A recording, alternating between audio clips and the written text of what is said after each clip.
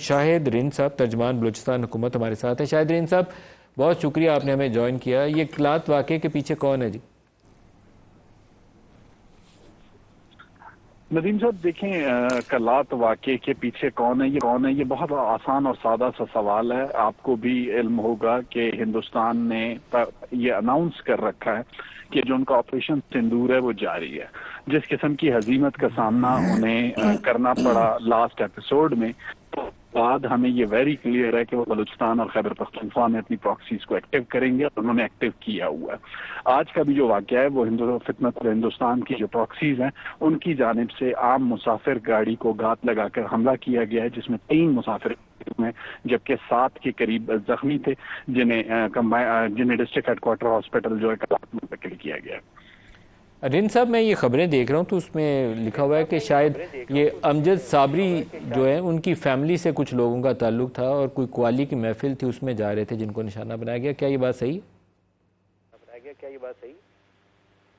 ندیم ملک صاحب، اس وقت جو میرے پاس کنفرمیشن ہے وہ بالکل یہی ہے کہ امجد صابری قوال کا جو گروپ تھا وہ ایک فنکشن کے لیے کوئٹہ آ رہے تھے، اور یہ بس انہوں نے فنکشن کے لیے کوئٹہ آنے کے لیے بک کی تھی جس پر حملہ کیا گیا ہے۔ لیکن تمام ناموں کی شناخت اس وقت میں نہیں کر سکوں گا، لیکن اسی گروپ سے ان کا تعلق ہے۔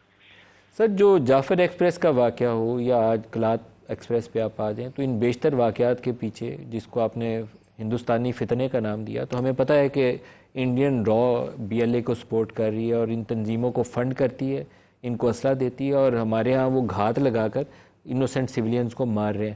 تو آپ اس کو چیک کرنے کے لیے کیا کر رہے ہیں؟ اپنے بارڈرز کو محفوظ بنانے کے لیے کیا کر رہے ہیں؟ ملک صاحب، ایک چیز دیکھیں، ہمیں تھوڑا سا اس بات کو ایڈریس کرتے ہوئے جب ہم یہ سوال پوچھتے ہیں کہ ہم کیا کر رہے ہیں، معذرت کے ساتھ ماضی کی یہاں جو حکومتیں رہیں انہوں نے جو اپیزمنٹ کی پالیسی لی، اور خاص کر کچھ پولیٹیکل پارٹیز نے ایک کنفیوژن فیڈرل لیول کی بلوچستان کے معاملے کو لے کر، اس کی ایک چھوٹی سی مثال آپ یہ لے سکتے ہیں کہ نیشنل ایکشن پلان تیسرا ایسا بڑا ڈاکیومنٹ تھا جس پہ تمام پولیٹیکل اسٹیک ہولڈرز کا اتفاق تھا۔ اس میں ایک ایسی ایمبیگوٹی رکھی گئی اور مرکزی جماعتوں کو کچھ آؤٹپوسٹ جماعتوں نے اتنا کنفیوز کیا کہ ریلیجیس ایکسٹریمزم کو تو دہشت گردی کی ڈیفینیشن دی گئی، لیکن جو بلوچستان میں دہشت گردی تھی اس کی کوئی ڈیفینیشن نہیں دی گئی۔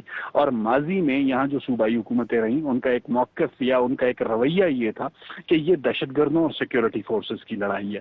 یہ پہلی مرتبہ ہے جب موجودہ صوبائی حکومت اس بات پہ بہت واضح ہے کہ پروونشل ایکشن پلان ہم نے اپنا ترتیب دیا ہے نیشنل ایکشن پلان کی طرز پر، اور پہلی مرتبہ ہول آف دا نیشن اور whole of the institution approach کے ساتھ اس دہشت گردی کی جنگ کا سامنا کیا جا رہا ہے۔